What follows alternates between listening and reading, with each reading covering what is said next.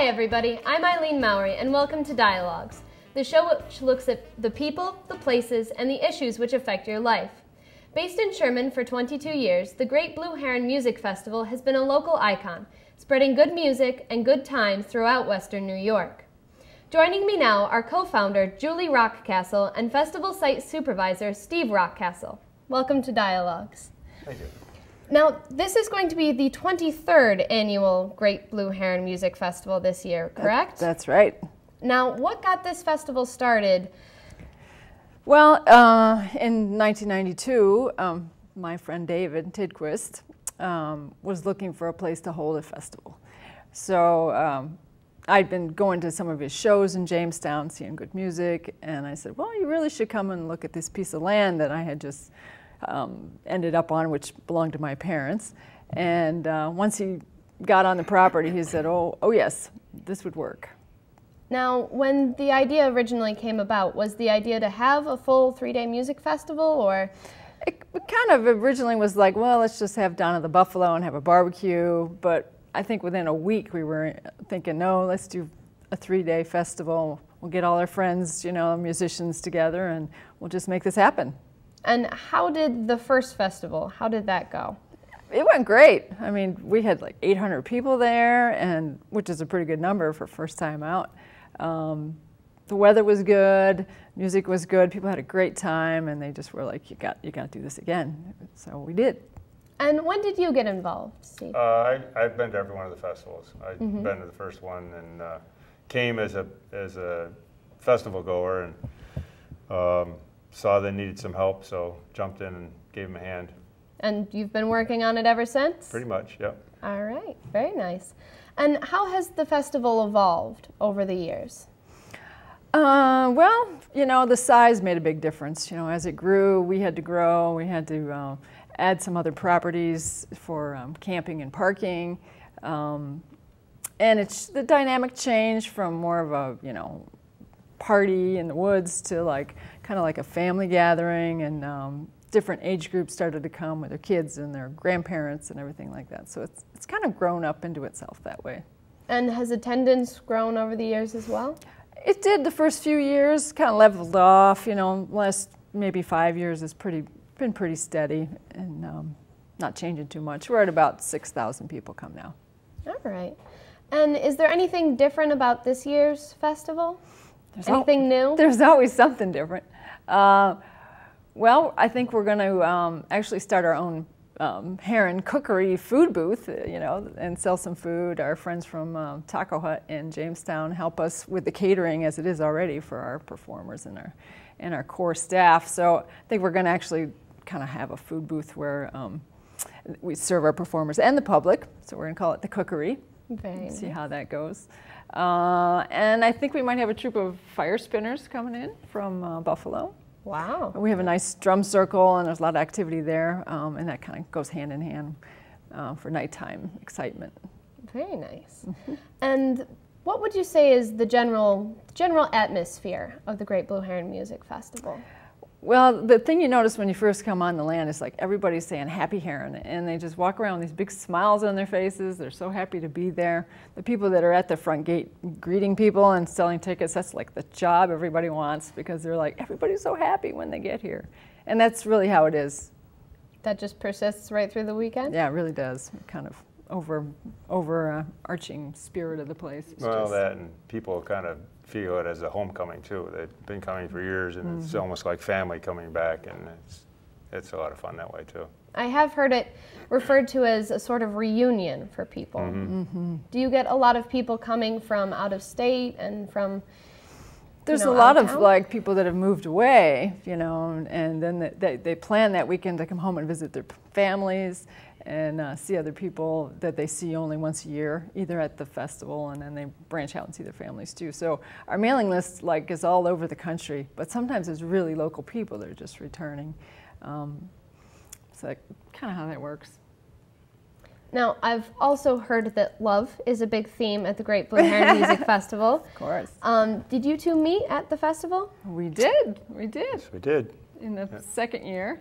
Go ahead and tell I'm that sure story. I mentioned the first year too, but I was standing out by the dance tent, and there was a square dance going on, and she was looking for a partner and turned and saw me and said, "Come on, let's go do some square dancing." And it's that's my first recollection of meeting her. So, Mine too. So we've been friends ever after. that's right. Yep. Very nice. Yep. And as far as things going on at the festival, you said that it's very much a family atmosphere. You know, people bring their kids, they bring their young children. What do you have going on for the different generations? Well, we started out with a kids tent because the little ones, you need some containment and things to do.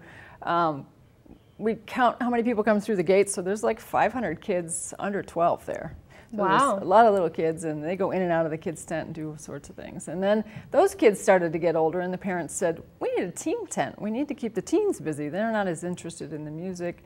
So we created a teen tent, and you know, they do tie-dye and they do hula hoop stuff there, and it's down by the beach, and they have a beach party and stuff like that. So, and then last year, I think it was, a friend of ours said, "We need a senior lounge." So now we have a silver Heron lounge too, you know, to accommodate the older people that want to just sit in a rocking chair or watch the show and kind of congregate and tell stories of their own, you know. So very neat. we kind of covered all ages there. And it's a very family-friendly environment. Oh, yeah. Yeah, we really work on that. It's grown up into that. I think some people don't really realize that, but there are all ages there. You know, there's people 80 years old, and then there's families with little babies and stuff like that. And you know, there is an element that's there to have a party. It's the 4th of July, and they kind of congregate in one area in the woods, and they do have an awful good time. But we really, you know, kind of focus on the programming for everybody else and get them out of the woods once in a while. And, yeah, that's why we have the drum circle and things like that. So they keep really like having a good time too. And there is camping on site, right? You can, well, you can talk about I was going to say there's vehicle camping where you can rent a spot, park your car, and put your tent next to it. We have tent camping in the woods, a lot of different trails, and it goes. We have 200 acres, probably 190 of it's wooded. So a lot of areas for people to tent. And we also have a deal with Peak and Peak where they can rent a room and get shuttled back and forth and don't have to worry about driving. So that's a handy thing too. Very nice. And do the majority of people stay in camp? I'd say about half and half. You can buy just a day ticket, you know, and just come Friday or Saturday or Sunday. So there's some of that. Probably half the crowd kind of comes and goes. Okay. And how many people are generally in attendance per year, would you say? It's around 6,000 right now. Wow. Yeah. That's big. And that counts, you know, the performers and their guests and volunteers and vendors and kids and everybody. Yeah, about 6,000. And how much of that is your staff, volunteers and people working on the festival? Well, we figure it takes about 800 volunteers to pull it off. So wow. It's more than 10% of the crowd is there earning their ticket and helping out to make it happen. And being part of the festival, that's one of the fun parts is being able to be involved with it and help out and see it from a different angle. Very neat.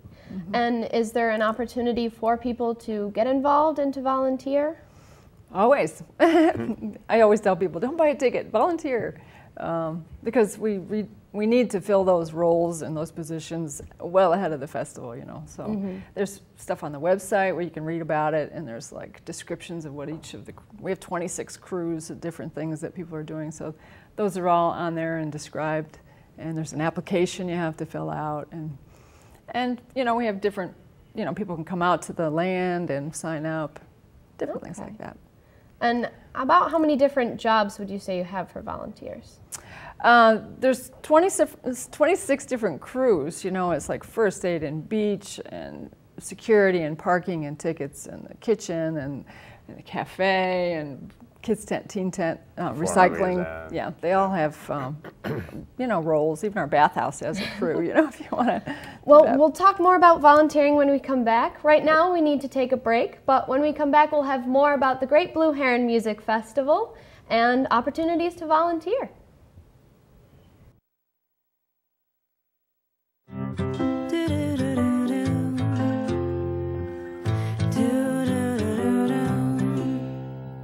Green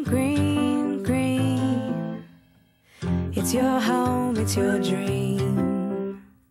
Radon testing, keep it healthy and clean. Make it green, green, green. Making it green is making sure the air in your home is healthy for your family to breathe. Make sure you test your home for the presence of radon. It's easy. To learn more, call 866-730-GREEN. Preserve your family's health and well-being. Get your home tested. Now that's living healthy and green. Green, green, green. It's your home, it's your dream. Radon testing, keep it healthy and clean. Make it green, green, green. To learn more, call 866-730-GREEN.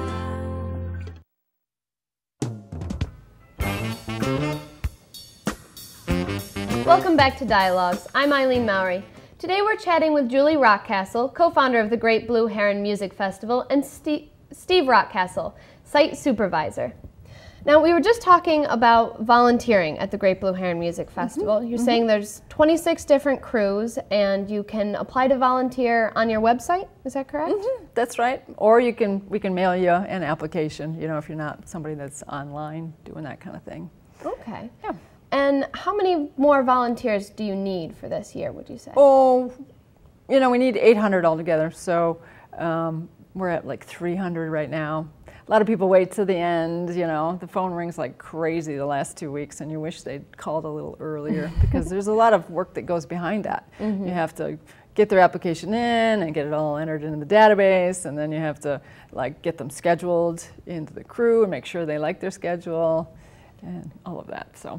And is the volunteering, does that all take place during the festival, or is there setup volunteering or volunteering, you know, with the closing up? Our setup crew is pretty well established because they've been doing it for quite a few years, and they know where stuff goes and the workings of it. But we always need people for cleanup afterwards, and you know, as long as they're willing to come back and help clean up, a lot of that happens. So most of it's during the festival. A lot of people say, well, I want to get it over with before the music starts, so that, you know, it's like, well, it's not going to happen for everybody, especially if you sign up late, because then it's going to, you know, you got to fill Saturday and Sunday too, so. And do you oftentimes have a wide range of ages for volunteering, or do you find that it's more the younger kids who want that free ticket? We do say you need to be 18 to volunteer, though we do have a little bit of a junior crew because it's really important for us to have the families kind of move up from, oh, they didn't have to buy a ticket when they're 12 to like, oh, okay, it's time to start helping out. And so at like 15 or 14 sometimes, we give them a few hours just to get them into the idea that volunteering is part of what we're doing. And they love it usually. They really like helping out, so. Very cool. Now, as far as cleanup, you're talking about the cleanup afterwards can be rather extensive. What do you do to keep the Great Blue Heron Festival green? Oh, that would be our rainbow recycling crew. We have a great bunch of people that run one of the crews called Rainbow Recycling. It's been going on a long time, and they have all these different garbage cans, all different colors, and signs all in colors to kind of get people to sort and recycle. And then it all comes into a one stream where it all gets taken away. And they have a lot of fun with that, and they're really committed. They have a lot of signs up about, you know, don't throw your cigarette butts on the floor, on the ground, and, you know, think about Mother Earth and all that kind of stuff. So they're our consciousness of the festival, at least on the cleanup part, and it works really well. We've been educating people over the years, and they're getting it better.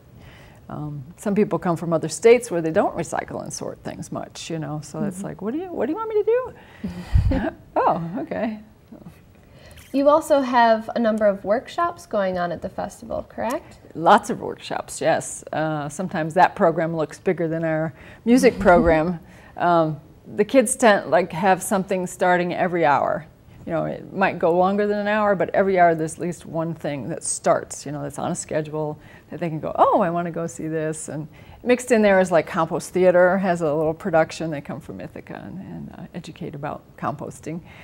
And then the teen tent's a little bit more free form, but they do have those workshops I mentioned in like tie-dye and hula hoop, and they're going to have a fishing one this year because they have a big pond, and this one guy that teaches fishing to kids is like, I'm going to bring 16 poles and teach them how to fish, you know, with little targets and stuff.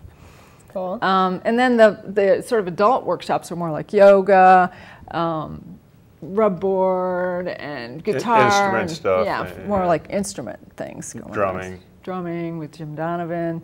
Yeah, so you could kind of stay busy with all that stuff without even going to see the music if you wanted to. Wow. In terms of the music, you have 3 different stages set up? We do. We started out with just the main stage. And then I think even in the second year when I met Steve, we added the dance tent. And the dance tent is just a big tent that we put up just for the festival. And its main thing is it goes all night. The music goes till dawn in the dance tent, so it keeps everybody busy and having fun and dancing. And then we built a building in the woods called the Cafe in the Woods, and it has a tiger maple stage. So it's a smaller stage, meant more for singer-songwriters or little duos or things like that, little smaller things. We didn't really have a place in the festival for that smaller stuff, but it's just perfect, just a nice little stage. And they serve food and refreshments there, and make pizzas and all that kind of stuff. So yeah, very nice. Yeah. Nice little hub. Now you brought up the issue of food. You have a lot of different vendors at the festival. How many? I mean, you have food ones. Do you have other vendors as well? We figure about 12 food vendors and 30 craft and art vendors. So some people call it the mall. They're going to go see what's in the mall, you know, but it's really tents and, you know, kind of a vendor setup. So they come from all over. Some of our food vendors come from New Hampshire and Ithaca. Same with the craft vendors. They're, you know, they're professionals traveling to shows, and they love to return to ours every year. We have some from Vermont and all around. So lots of things to shop for, and I come away with clothes all the time. People are like, "Where'd you get that?" And I say, "I got it at the Blue Heron." So, yeah, good shopping, good eating. Food's really good too. Wonderful. You said there's a big variety of, you know, different crafts vendors, clothes, jewelry, things like that. Yep. And then we have some informational kind of booths. Nonprofits, usually a couple of those every year, or we'll have a, you know, sign up to vote kind of booth or something like that too. Very neat. Yeah. Have you gotten to the point where you need to turn people away yet?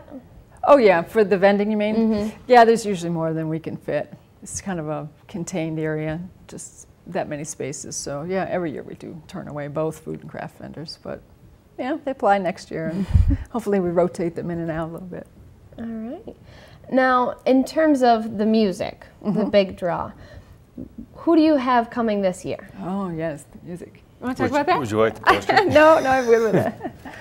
Well, Steve's got our current year's poster with all sorts of, the lineup here at the top. But oh, I sit straight. Our headliner for 23 years has been Down of the Buffalo, so they're on the list again. And they kind of morph into a Zydeco group at night called Buffalo. No, not Buffalo Zydeco. Yeah, right. Buffalo Zydeco. Buffalo Zydeco, yeah. But a couple of returnees this year. We had a lot of outcry when the Town Pants weren't there. So Town Pants from British Columbia are back. The Horseflies is one of our favorites. They're from Ithaca. And so they're back again this year. But then there's some new stuff like the Holy Ghost Tent Revival and the Ragbirds. You know, national acts that travel and go to festivals, and hopefully we'll bring something exciting and new for us. And there's a lot of local music there. Honey Spine, I think, is from Fredonia. There's Horseflies. There's a picture of the Horseflies, yes. They're Big Leg Emma's going to be there. Big Leg Emma's another one. Yep. And Jim Donovan. I don't know, a lot of good stuff. There's always like bluegrass, and there's Zydeco, and there's the Celtic with the what are they? Town Pants, and a little bit of blues. There's a blues group out of Erie. Well, if you don't know the bands that are on there, that's probably more exciting, because the quality of the music is incredible, and you know, it's nice to know the bands that are going to be there, but it's the ones you don't know that are really the ones that are the ones you want to go and check out. Right. Yeah. How many bands do you have in total? Do you know? I think there's usually 36 or something like that. Yeah. Some of them are single people, you know, so the full list has some singer-songwriters, you know, that play solo. So. All right. Well, we'll have more about the music when we come back, and more about the Great Blue Great Blue Heron Music Festival when we get back from the break. It's a mouthful every time. So, you're looking for help with your mortgage. Worried about foreclosure? We can help you keep your house. All we ask for in return is that you submit to our plans for galactic domination.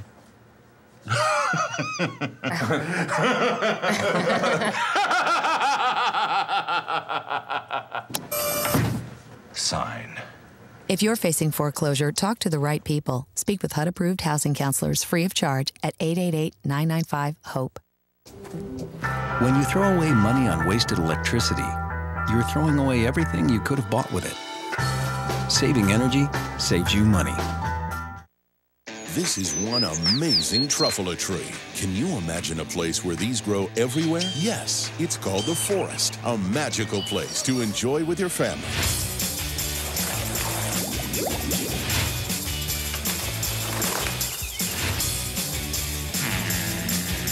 Ooh. So discover the forest and explore all the wonder that's there. Visit discovertheforest.org to find a forest near you.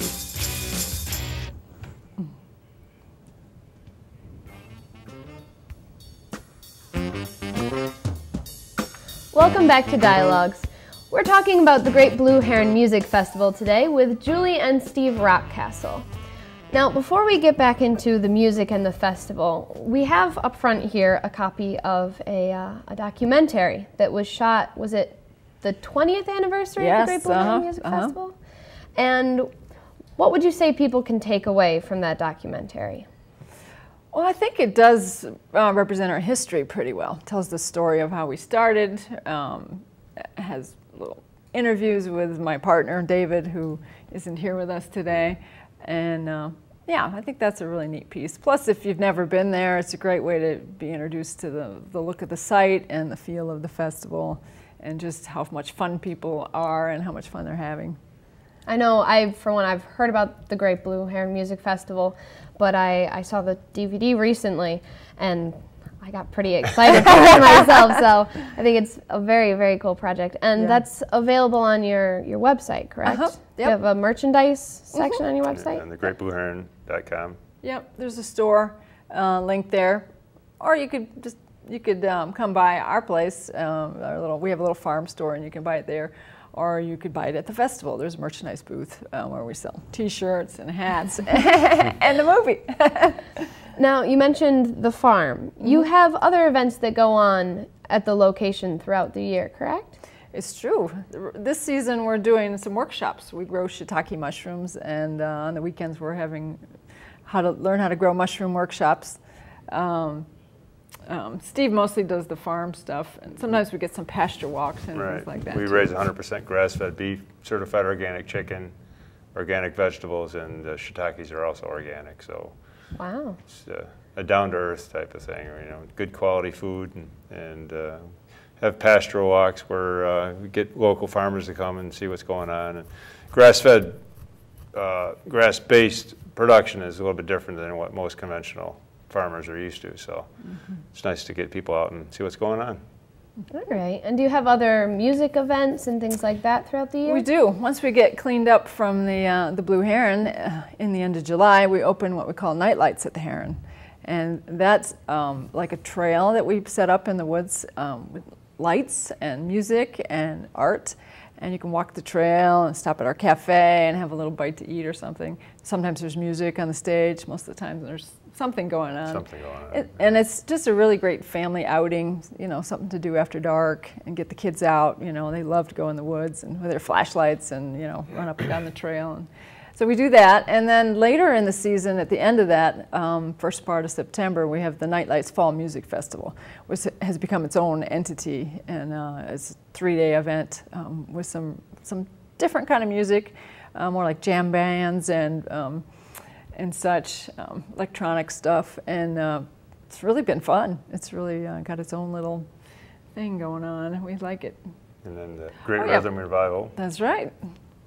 You can tell about that. I don't know the date. Do you have the date? Oh, that's like August 1st, that weekend, yeah. And that's put on, run by Jim Donovan, who used to be with Rusted Root, and do drum workshops and spiritual things, and there's the drum circle going on. And it's more like a retreat weekend. Right, We only get a couple retreat. hundred people for that. You know, it's very specific, and we serve a lot of our own homegrown food during that. So it's part of the package. You know, to have a really nice spread of food, and yeah, it's a retreat, spiritual growth kind of weekend. So you guys are busy all summer and fall, aren't you? Yeah, pretty much. Yep. Very cool. You know, we have a nice place out there, and it's just really important to us to share it and to get people on the land and outside and in the country, and so we sort of fill the calendar from when you can get outside until you don't want to be outside again. Well, we even bring people in the wintertime. Yeah, too. but that's true. We do some winter stuff ski too. Events and things like that. Skiing and snowshoeing and stuff, but yeah. Now, bringing it back a little bit to the Great Blue Heron Music Festival, what would you say is the general theme or genre of music that weekend? I usually say it's eclectic. It's roots rock, Americana, with the bluegrass and old time, Celtic and Cajun and Zydeco. A little bit of swing. Yeah, blues. I could read it off the poster again, Yes. but it's a very eclectic blend. But the point is that it's very danceable, you know, gets people up and happy. It's very happy music. We don't do a lot of rock or loud headbang and stuff, or we don't do any of that actually. Right. And I think the music that you promote is what you get. You know, if you've got happy, exciting, fun music, that's what people are going to feel like, and so you have a really good time together. Now, do bands usually approach you about performing, or do you kind of seek them out? Pretty much they approach us. Sometimes they'll have an agent or something that they're working with will approach. Get a lot of people giving us CDs and things like that. But you know, her partner David is the one that is the main music Curator, right? He's taken a couple of my suggestions. So. Yeah, he usually comes up with them on his own, or referrals from other musicians, that kind of thing. I saw this, you'll really like it, it fits, you know, what you're doing, that kind of thing. And sometimes he just picks them off the internet. I think Lake Street Dive was a big hit for us for a couple years, and now they're so big we can't have them. Going to see them at Bonnaroo this year. Yeah, exactly. Yeah. And Definitely worth seeing. I think he just found them on it. Somebody, you know, maybe gave him a link, but it was kind of like you never saw them in person or anything. It's just like, wow, this is good. And, you know, they were really cheap the first year. They were a hidden gem, definitely, in the beginning. Yeah, that's a good one. Same with the AVAT brothers, you know, they were just like... Did they play there as well? Oh, yeah. We had them for 3 years, And then Rusty Root was our other find way back when, before they'd ever come out of Pittsburgh, hardly. They were at our little festival, you know. So if people want to see the next big thing before it gets big, come to the Great Well, that's what I'm Music saying. Festival. If you don't know the name of the band, just don't worry, because it's probably going to be, you'll enjoy it. Yeah, so. we'll try to keep the quality up, and a lot of sleepers there sometimes, really special stuff. Wonderful. Yeah. Now, I've heard people compare it slightly to kind of like a Woodstock kind of feel. Would you say that that's a pretty good interpretation of it, or what would you say? The good parts of Woodstock, of course. Right. Well, it gets sloppy sometimes, too. We do. We don't like that to happen, but you know, it's very small and intimate compared to Bonnaroo or something like that. I mean, you're talking 100,000 people there, maybe. I mean, 7,000 is a very manageable size, especially on private property. But we do call it a mini Woodstock, and that gets it in people's heads like, oh, okay, I kind of get what that might be like. And yeah, and it, you know, peace and love and rock and roll and all that. Yes, definitely. Right. And what has been one of the biggest challenges for you keeping this festival going or keeping it fresh over the years? Or just with the festival in general? I don't know. Are we challenged? Yeah, not really. Probably getting enough volunteers is always a chore. You know, you get down to that line and you just don't have all your crews full and things like that. It's tough. So we're a pretty well-oiled machine. You know, people know what they got to do when they get there, and it really runs by itself in a lot of ways.